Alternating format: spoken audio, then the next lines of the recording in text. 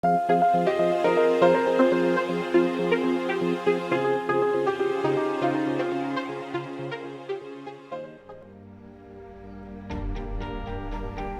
things out for yourself through your own research, exploration, and critical thinking is the art of finding things out for yourself. If you passively accept information, you are at risk of missing out. Don't miss out on a fragrance because you were told, oh, it stinks, or it's too synthetic, or it's too feminine. You could be doing yourself a disservice. Hello, my beautiful fragrance family. Dustin here, fragrance fan. Go ahead and do me a solid and click that like, comment, and subscribe. Don't forget to hit that bell notification. And I'm just going to keep on bringing you guys these budget-friendly fragrance reviews, that $40-ish and $100 range. Most of these are way less than that, and a good number of these you can find at your local rack stores. And I got 5 fragrances for you guys here today. 4 of these 5 I found at my local rack stores. The other one I ordered online, obviously. And they all kind of lean in the feminine direction. They are labeled as unisex, but they have more of a feminine feel, but I rock these things. In fact, some of them I just reach for a lot because I think they're just that good. So stick around and we're going to talk about these 5 fragrances.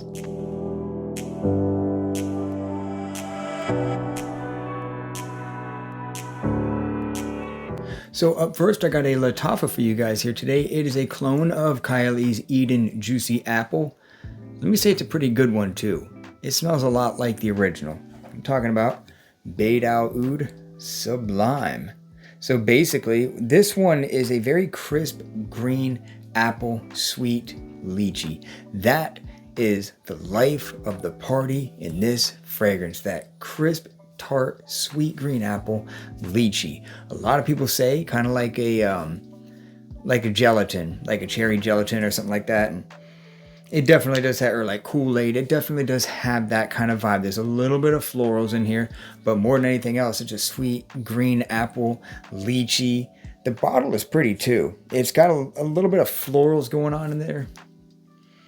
The florals, kind of keep it a little bit soft. I think there's a little bit of rose, there's some jasmine in here, but it's a sweet fragrance. It's kind of bright with, there's just a bit of brightness from that crisp green apple, and it stays with this thing like the whole time. That's mainly what happens. There's also some vanilla listed in here. I don't really get like a distinct vanilla note. I'm getting the green apple lychee. There's also plum. Some of that rich, dark, sweet plum is also in the heart of this fragrance, adding to some of those feminine vibes, but there's something about this thing. It gets compliments too. I've gotten compliments from this fragrance. The performance is pretty solid on it. I'm getting 6+ hours, so it's a really strong side of average, with the projection being on the higher side of average, but not pushing off crazy. But yeah, Bade'e Al Oud Sublime had to make it on this list. So up next, one that I spent a little bit of time with because I wanted to feature it as a standalone fragrance on a review, but I figured, what the heck, let's make a list, let a couple other fragrances join the fun, and I will go ahead and share about Tokyo Milk's Eden 03, labeled as a little bit more unisex at Eau de Parfum concentration. This one is green, it's a little sweet, it's dusty, it's powdery, it's got some earthiness, violet, some iris, a lot of things that I like. I like violet in the right doses. I don't like massive doses like Fahrenheit. I'll wear Fahrenheit, but it's not like my jam. Iris, I'm a huge fan of iris. Dior Homme Intense. Green fragrances, I love them. This has all that stuff done in a good way. It's not like some huge synthetic mess. The atomizer squirts out really wide. So it's green, a little sweet, a little powdery, florally, iris, dusty, and some earthiness. Mostly it's green, slightly sweet, and like that iris thing. I think it's lovely. The performance really surprised me. It's I found it for $15, by the way, at TJ Maxx for this little bottle. And the performance, I'm getting like 7 hours out of this thing. And I'm seeing like way mixed reviews. So I guess this is definitely like a skin chemistry type of fragrance, because I put it on my hand and I was clocking it like that a couple times and I kept getting 7 hours.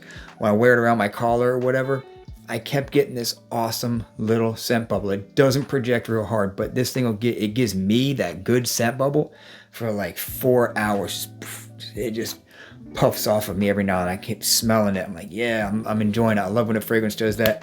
This one did it well. I enjoy the way it smells. It's not like some girly fragrance or something like that. I think it's masculine enough for a guy to pull off, but these aren't everybody's cup of tea, but luckily you can smell most of them. This one, you can't. Go to Sephora, smell Kylie Eden Juicy Apple. If you like that, you'll like this, because they're one and the same, basically. This one is probably going to be sitting on the shelf at TJ Maxx. So, there's that one.